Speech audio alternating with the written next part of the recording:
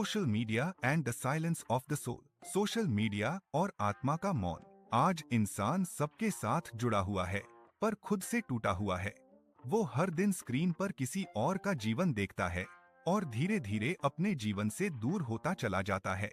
Likes, comments, notifications, social events में अपना दिखावा करना, बड़ी बड़ी गाड़ियों का प्रदर्शन, ग्रुप्स में अपनी पहचान बड़े बड़े लोगों से होने की बात करना, ये अब भावनाओं के नए प्रतीक बन गए हैं। पर एक प्रश्न आज भी हवा में गूंजता है, क्या हम सच में जुड़े हैं या बस दिखावा कर रहे हैं कि हम अकेले नहीं हैं? यह वही युग है जहां कंपैरिजन नया धर्म बन चुका है और वैलिडेशन नया ईश्वर। हम खुद को नहीं मापते बल्कि दूसरों को उनकी छवियों से तौलते हैं, और यही आधुनिक अर्जुन का नया मोह है। अर्जुन अब युद्ध भूमि में नहीं बल्कि न्यूज फीड में उलझा है, राजनीति में है, और राजनेता सब मिलकर 5 साल तेरी सरकार 5 साल मेरी सरकार में अपने हितैषियों के पेट को भरने में लगे हैं। और आज के अर्जुन को लग रहा है कि वो राजनीति में रहकर अपना और अपने हितैषियों का भला कर रहे हैं, परंतु हो इसके उलट रहा है। गीता कहती है, पर धर्मो भयावह। गीता 3:35। दूसरे का धर्म निभाना भयावह है। यह वाक्य आज के समाज के लिए पहले से कहीं ज्यादा सत्य है, क्योंकि हर व्यक्ति अब किसी और के जीवन की नकल बन चुका है। वह भूल गया है कि स्वयं का धर्म, स्वयं का मार्ग, स्वयं का स्वभाव ही सत्य है। पश्चिम के दार्शनिक सेरेन कियरकेगार्ड ने कहा था, द क्राउड इज अनट्रूथ। भीड़ कभी सत्य नहीं होती। जब हम भीड़ में शामिल होते हैं तो हम अपने आत्मस्वरूप को खो देते हैं, और यही तो सोशल मीडिया की सबसे बड़ी विडंबना है। जितना हम सबके बीच जाते हैं उतना ही अपने भीतर के मौन से दूर हो जाते हैं। कृष्ण अर्जुन से कहते हैं, युक्ताहार विहारस्य युक्तचेष्टस्य कर्मसु। गीता 6:17। जो व्यक्ति अपने भोजन, व्यवहार और कर्म में संतुलित है वही योगी है। आज का मनुष्य इसी संतुलन को खो चुका है। वह अत्यधिक जुड़ा हुआ है, परंतु भीतर से बिखरा हुआ है। वह बाहर से सक्रिय है पर भीतर से निष्क्रिय। गीता कहती है, balance is not a choice, it is existence itself. Social media का युग हमें यह सिखा चुका है कि हमारी पहचान बाहरी स्वीकृति पर निर्भर है, पर कृष्ण सिखाते हैं, आत्मन्येव आत्मना तुष्टः। गीता 3:17।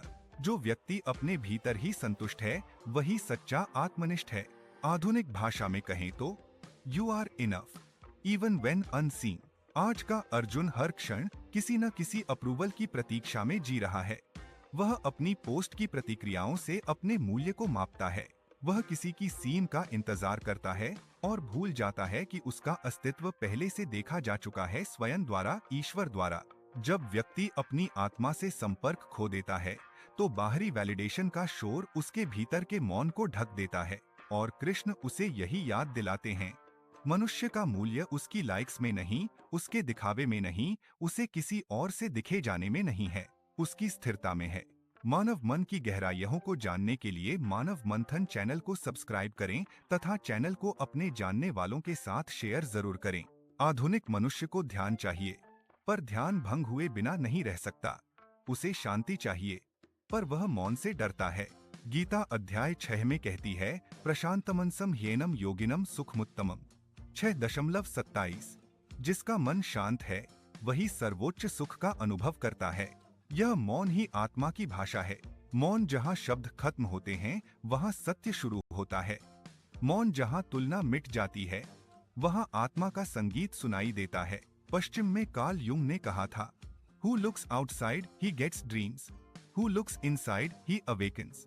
जो बाहर देखता है वो सपनों में जीता है, वहीं जो अपने भीतर देखता है वही जागृत होता है। और गीता कहती है, आत्मनि एव आत्मा तुष्यति। जो भीतर झांकता है वही जागृत होता है। जब तुम सोशल मीडिया पर किसी की परिपूर्ण तस्वीर देखते हो तो याद रखना, वो केवल बाहरी प्रतिबिंब है, आत्मा का नहीं। आत्मा की सुंदरता कैमरे में नहीं, मौन में दिखती है। मौन में कोई लाइक नहीं होता, लेकिन वहाँ प्रेम होता है, वह प्रेम जो तुम्हारे होने से ही पूर्ण है। गीता कहती है, तुम्हारी शांति किसी और की नजर में नहीं, तुम्हारे अपने दृष्टिकोण में है। इसीलिए जब अगली बार तुम्हारा मन किसी तुलना में उलझे, लगाए गए आरोप को सोचे, किसी के गलत व्यवहार से तुम्हारा मन रूठे, तो अपने भीतर के कृष्ण से सुनो, stay centered, not scattered in a world full of noise. Silence is your rebellion. Gita with the Manav Manthan. धन्यवाद यूनिवर्स।